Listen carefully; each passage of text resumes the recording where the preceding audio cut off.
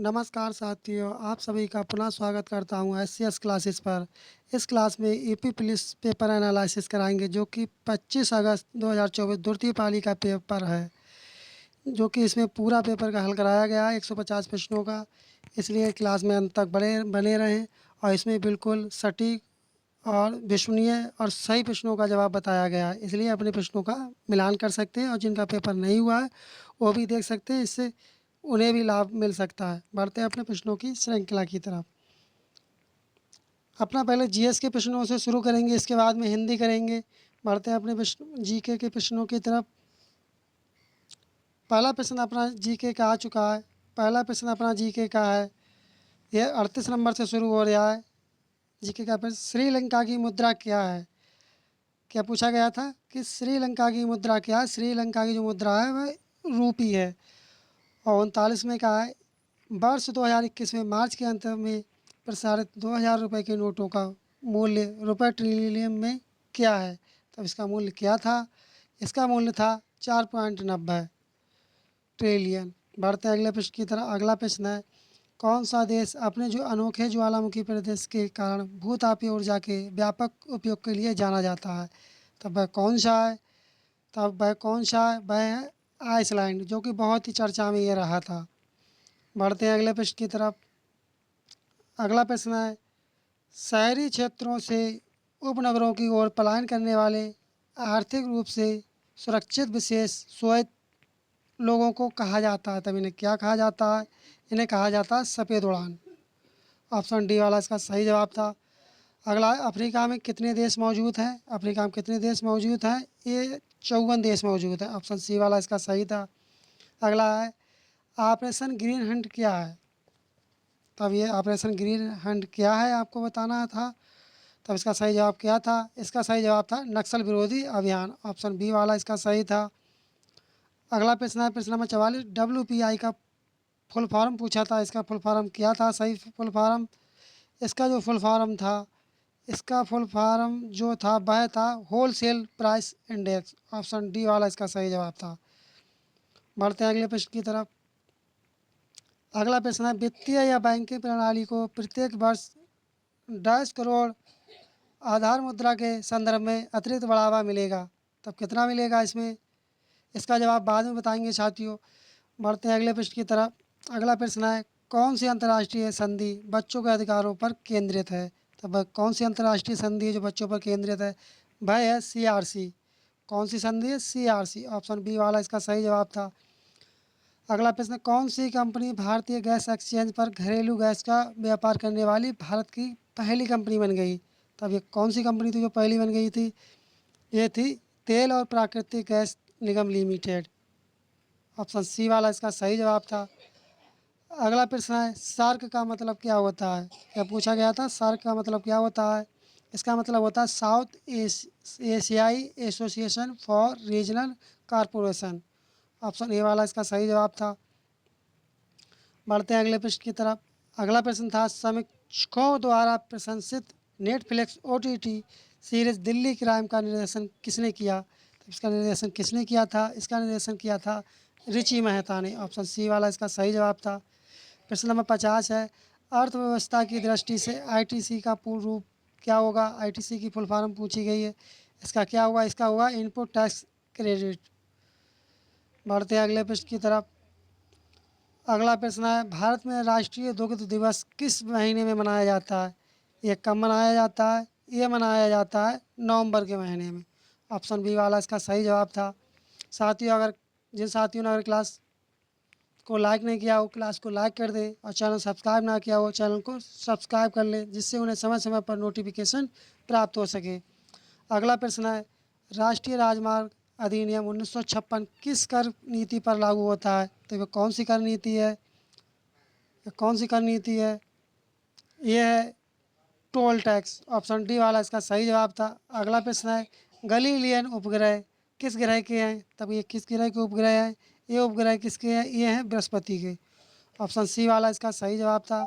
अगला प्रश्न है, लोकसभा भंग करने की शक्ति किसके पास है? तब ये शक्ति किसके पास होती है? एक शक्ति होती है राष्ट्रपति के पास। किसके पास होगी? राष्ट्रपति के पास। बढ़ते हैं अगले प्रश्न की तरफ। अगला प्रश्न है, निम्नलिखित में से कौन सा महात्मा गांधी राष्ट्रीय ग्रामीण रोजगार गारंटी अधिनियम मनरेगा की एक विशेषता क्या है? इसकी इसकी विशेषता है प्रतिवर्ष 100 दिन का रोजगार। ऑप्शन ए वाला इसका सही था। बढ़ते हैं अगले प्रश्न की तरफ। अगला प्रश्न है, आसियान के संबंध में भारत की एक्ट ईस्ट नीति का क्या महत्व है? तो इसका महत्व क्या है? इसका महत्व है दक्षिण पूर्व एशियाई देशों के साथ आर्थिक, सामरिक और सांस्कृतिक संबंधों को बढ़ावा देती है। ऑप्शन ए वाला इसका सही जवाब था। बढ़ते हैं अगले प्रश्न की तरफ। अगला प्रश्न है, हाल ही में किस मिशन के अंतरिक्ष अन्वेषण के लिए 2024 जॉन एल जैक स्वेगर्ट जूनियर पुरस्कार मिला? तब ये पुरस्कार किसे मिला था? ये पुरस्कार मिला था चंद्रयान 3 के लिए। बढ़ते हैं अगले प्रश्न की तरफ। DDoS का फुल फॉर्म क्या होता है? तब इसका फुल फॉर्म क्या होता है DDoS का? आपको बताना था। इसका सही जवाब क्या होगा? इसका सही जवाब होगा ऑप्शन डी वाला, distributed denial of service. Option D वाला इसका सही जवाब था। बढ़ते हैं अगले प्रश्न की तरफ। अगला प्रश्न है, 2014 में भारत में नोबेल शांति पुरस्कार किसने प्राप्त किया था? ये पुरस्कार किसने प्राप्त किया था? ये किया था कैलाश सत्यार्थी ने। अगला प्रश्न है, प्रसिद्ध पुस्तक the return of the native किसके द्वारा लिखी गई है? ये किसके द्वारा लिखी गई? ये जो पुस्तक लिखी गई है थॉमस हार्डी के द्वारा। ऑप्शन डी वाला इसका सही था। अगला प्रश्न है, एलोरा निम्नलिखित में से किस राज्य में एक पवित्र स्थल है? तब ये किस राज्य में है? ये जो है आपका महाराष्ट्र में। ऑप्शन डी वाला इसका सही था। अगला प्रश्न है, नीति विज्ञानी कौन है? नीति विज्ञानी कौन है? वैज्ञानिक जो मनुष्य के व्यवहार का अध्ययन करते हैं। ऑप्शन बी वाला इसका सही जवाब था। ऑप्शन बी इसका सही जवाब था। बढ़ते हैं अगले प्रश्न की तरफ। अगला प्रश्न है, उत्तर प्रदेश की उत्पन्न कौन सा पारंपरिक नृत्य रूप अपनी नाटकीय कहानी कहने और जटिल फुटवर्क के लिए पहचाना जाता है? ये कौन पहचाना जाता है? ये पहचाना जाता है कथक। ऑप्शन बी वाला इसका सही जवाब था। कितना घुमा के ये प्रश्न पूछा गया था। प्रधानमंत्री फसल बीमा योजना क्या है? तब ये क्या है? ये क्या है? ये कृषि क्षेत्र में सस्टेनेबल उत्पादन का समर्थन करता है। तब इसका सही जवाब क्या था? इसका सही जवाब था ऑप्शन डी वाला। बढ़ते हैं अगले प्रश्न की तरफ। अगला प्रश्न है, ट्विटर और इंस्टाग्राम जैसे सोशल मीडिया प्लेटफॉर्म पर वेरीफाइड अकाउंट क्या दर्शाता है? ये क्या दर्शाता है? ये दर्शाता है खाता एक सार्वजनिक व्यक्ति या संगठन से संबंधित है और प्रमाणित है। इसका ऑप्शन ए वाला सही था। बढ़ते हैं अगले प्रश्न की तरफ। अगला प्रश्न है, मानव अधिकारों की सार्वभौमिक घोषणा का कितनी भाषाओं में अनुवाद किया गया? तब इसका अनुवाद कितनी भाषाओं में किया गया था? प्रश्न नंबर 66 का। तब ये जो अनुवाद किया गया था, ये किया गया था 500 भाषाओं में। ऑप्शन सी वाला इसका सही था। रियाल किस देश की मुद्रा है? तब ये रियाल किस देश की मुद्रा? ये जो मुद्रा ब्राज़ील की है। ऑप्शन ए वाला इसका सही जवाब था। अगला प्रश्न है, भारत की लुईस्ट ईस्ट पूरब की ओर देखो नीति का मुख्य उद्देश्य क्या था? इस नीति का प्रमुख उद्देश्य क्या था? इसका उद्देश्य था दक्षिण पूर्व एशिया के साथ आर्थिक और सामरिक संबंधों को मजबूत करना। ऑप्शन डी वाला इसका सही जवाब था। बढ़ते हैं अगले प्रश्न की तरफ। अगला प्रश्न है, 1942 में भारत छोड़ो आंदोलन के समय भारत का वायसराय कौन था? तो उस समय भारत का वायसराय कौन था? ये थे लॉर्ड लिन लिथिगो। ऑप्शन डी वाला इसका सही जवाब था। बढ़ते हैं अगले प्रश्न की तरफ। अगला प्रश्न है, कंप्यूटर में इनपुट से पहले या उसके दौरान डेटा बदलना शामिल है? तब ये क्या शामिल है? ये जो शामिल होता है, ये होता है डेटा लिंक। ऑप्शन बी वाला इसका सही जवाब था। कौन सा ठीक था? इसका ऑप्शन बी वाला इसका सही जवाब था। ऑप्शन बी वाला इसका सही जवाब था। ऑप्शन बी इसका सही जवाब था। बढ़ते हैं अगले प्रश्न की तरफ। अगला प्रश्न है, ट्रेडमार्क, कॉपीराइट और पेटेंट है। तब ये क्या है? ये क्या होता है? ये होता है अमूर्त संपत्ति। क्या होता है? ये क्या होता है? ये होता है अमूर्त संपत्ति। ऑप्शन ए वाला इसका सही जवाब था। अगला प्रश्न है, प्रश्न नंबर 72 है। प्रश्न नंबर 72 है, कौन सा देश 2021 में बिटकॉइन को कानूनी मुद्रा के रूप में उपयोग करने वाला पहला देश बन गया? तब ये कौन सा था? ये देश था अल सल्वाडोर। ऑप्शन बी वाला इसका सही जवाब था। अगला प्रश्न है, निम्नलिखित में से कौन सा देश प्रयोगशाला में नियंत्रित केंद्रीय संलयन प्राप्त करने वाला पहला देश था? तब ये कौन सा पहला देश था? ये देश था यूनाइटेड किंगडम। ऑप्शन ए वाला इसका सही जवाब था। अगला प्रश्न है, किस दिन को धूम्रपान निषेध दिवस के रूप में मनाया जाता है। ये किस दिन मनाया जाता है? ये मनाया जाता है मार्च का दूसरा बुधवार। ऑप्शन ए वाला इसका सही जवाब था। अगला प्रश्न है, भारत का सबसे बड़ा संग्रहालय कौन सा है? तो भारत का सबसे बड़ा संग्रहालय कौन सा है? ये संग्रहालय भारतीय संग्रहालय कोलकाता।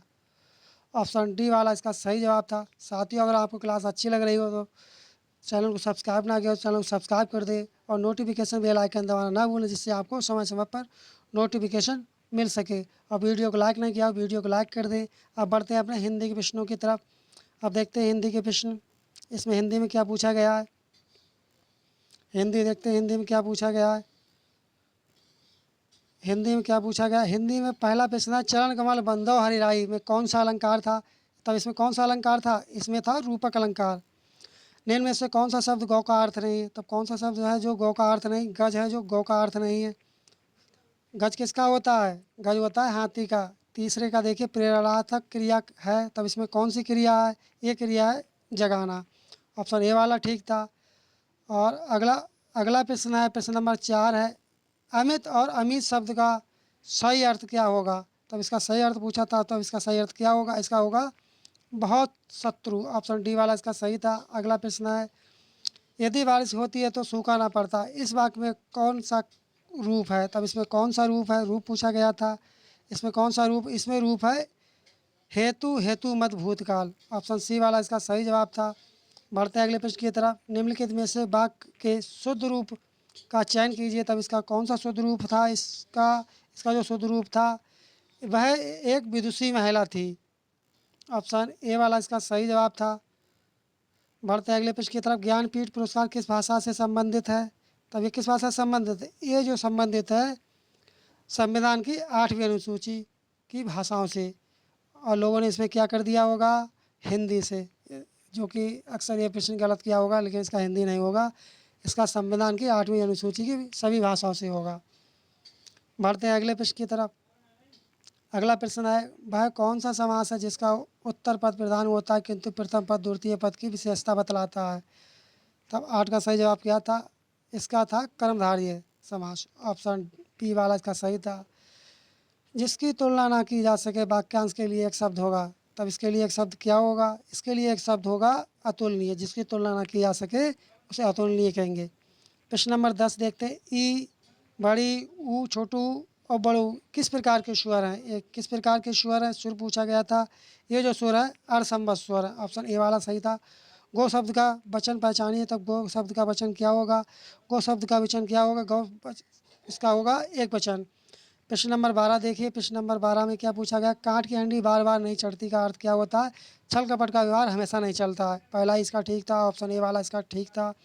अगला प्रश्न है, निम्नलिखित वाक्य में रेखांकित शब्द का कौन सा कारक है? अनुज की किताब पर मेज है की। तब इसमें कौन सा कारक हो जाएगा? प्रश्न नंबर 13 में इसमें कारक हो जाएगा संबंध कारक।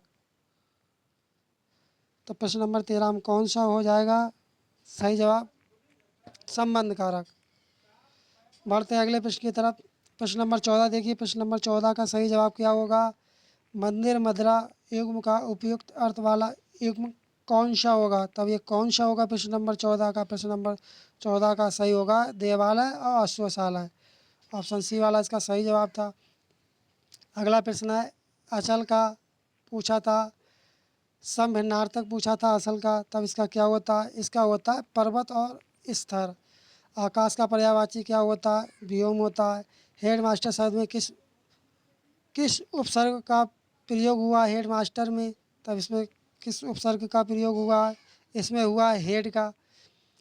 वशिष्ठ साहित्यकार काशीनाथ सिंह को उनकी कृति रेहन पर रकधु रगधु के लिए किस सम्मान से सम्मानित किया गया था? तब इन्हें कौन सा सम्मान मिला था? इसे छोड़ते इसे बाद में देखेंगे। अगला प्रश्न है, निम्न में से कौन सा शब्द तत्सम है? प्रश्न नंबर 19 में कौन सा शब्द तत्सम है? तब ये कौन सा शब्द तत्सम? ये जो आलस्य है ये तत्सम शब्द है। श्याम को पुस्तक पढ़नी है, ये किस वाच्य में है? तब ये किस वाच्य में है आपको बताना था। ये है कर्तव्य और क्रम वाच्य। प्रश्न नंबर 21 देखते हैं। प्रश्न नंबर 21 में क्या पूछा गया था? कौन सा स्वर नहीं है? क्या पूछा गया था कि कौन सा स्वर नहीं है? जो हुआ है वो स्वर नहीं है। ऑप्शन सी वाला इसका सही जवाब था। प्रश्न नंबर 22 है, प्रत्यंग किस समास का उदाहरण है? क्या पूछा गया था? प्रत्यंग जो किस समास का उदाहरण है? ये है अव्ययी भाव का समास का। बढ़ते अगले प्रश्न की तरफ। अगला प्रश्न है आंशिक शब्द में प्रत्यय क्या है? किसमें? आंशिक शब्द में कौन सा प्रत्यय है? इसमें कौन सा प्रत्यय होगा? इसमें कौन सा प्रत्यय होगा? इसमें होगा तत्पुरुष। अब इसमें कौन सा प्रत्यय किस समास का उदाहरण है? तो इसका क्या हो जाएगा 22 नंबर का? तत्पुरुष। ऑप्शन ए वाला इसका सही जवाब। सॉरी साथियों, यहाँ पर मिस्टेक हो रही है। प्रश्न नंबर 22 का देखते हैं सही जवाब क्या होगा। प्रश्न नंबर 22 का देखते हैं, प्रत्यंग किस समास का उदाहरण है? क्या पूछा गया था? प्रत्यंग किस समास का उदाहरण है? ये जो उदाहरण है अव्ययी भाव का। ऑप्शन डी वाला इसका सही था। प्रश्न नंबर 23 है, आंशिक शब्द में प्रत्यय क्या है? किसमें? आंशिक शब्द में प्रत्यय क्या है? तब इसमें जो प्रत्यय है का प्रत्यय है। ऑप्शन ए वाला इसका सही जवाब था। अगला प्रश्न है, यामा के रचयिता कौन है? तब यामा के रचयिता कौन है? ये है यामा की कृति किनकी है? महादेवी वर्मा जी की। बढ़ते हैं अगले प्रश्न की तरफ। अगला प्रश्न है, प्रेरणा स्टूडियो जाएगी में काल का भेद बताइए। तब इसमें कौन सा काल का भेद होगा? इसमें होगा सामान्य भविष्यकाल। ऑप्शन ए वाला इसका सही जवाब होगा। अगला प्रश्न है, कौन सा स्त्रीलिंग है? क्या पूछा गया है कि कौन सा स्त्रीलिंग है? तो स्त्रीलिंग कौन सा होगा? आय। ऑप्शन सी वाला इसका सही जवाब था। प्रश्न नंबर 27 देखिए, कल कानन कुंडल मोल मोर पखा उर्पे वनमाल विराजिती। इस काव्य में पंक्ति में क्या पूछा गया था? अलंकार पूछा गया था। इसमें कौन सा अलंकार होगा? इसमें अलंकार होगा अनुप्रास अलंकार। ऑप्शन डी वाला इसका सही जवाब था। प्रश्न नंबर 28 देखते हैं। प्रश्न नंबर 28 का सही जवाब क्या था? इसका सही जवाब था सी वाला। अर्धविराम का चिन्ह कौन सा होगा? सी वाला। बढ़ते हैं अगले प्रश्न की तरफ। अगला प्रश्न है, कौन सा वाक्य शुद्ध है? क्या चीज़? कौन सा वाक्य शुद्ध है इसमें पूछा गया है। तब कौन सा इसमें वाक्य शुद्ध है? इसमें गलियों को चौड़ा करना आवश्यक। ऑप्शन डी वाला इसका सही जवाब था। बढ़ते अगले प्रश्न की तरफ। अगला प्रश्न है, कामयानी के रचनाकार कौन है? तब कामयानी की इसके कौन है? इसका डी वाला ठीक था, जयशंकर प्रसाद जी हैं। अरे उसने तो कमाल कर दिया वाक्य है। तब ये कौन सा वाक्य है? प्रश्न नंबर 31 में ये कौन सा वाक्य है? ये है कौन सा वाक्य होगा? ये वाक्य होगा ऑप्शन डी प्रश्नवाचक। अगला प्रश्न है, अगला प्रश्न अगला प्रश्न है, मौन का विलोम शब्द होगा। मौन का विलोम शब्द क्या होगा? तब मौन का विलोम शब्द क्या होगा? मौन का विलोम शब्द होगा आपका बी वाला। 32 का क्या होगा? बी वाला आपका होगा। मौन का होगा आपका मैंग। ऑप्शन बी वाला इसका सही जवाब होगा। साथियों, आपको क्लास कैसी लगी? अगर क्लास अच्छी लगी हो तो चैनल, और आपने सब्सक्राइब ना किया चैनल को सब्सक्राइब कर दे, वीडियो को लाइक कर दे और नोटिफिकेशन बेल आइकन दबाना ना भूलें, जिससे आपको समय समय पर नोटिफिकेशन प्राप्त हो सके। मिलते हैं जल्दी नेक्स्ट क्लास में, तब तक के लिए धन्यवाद। जय हिंद, जय भारत।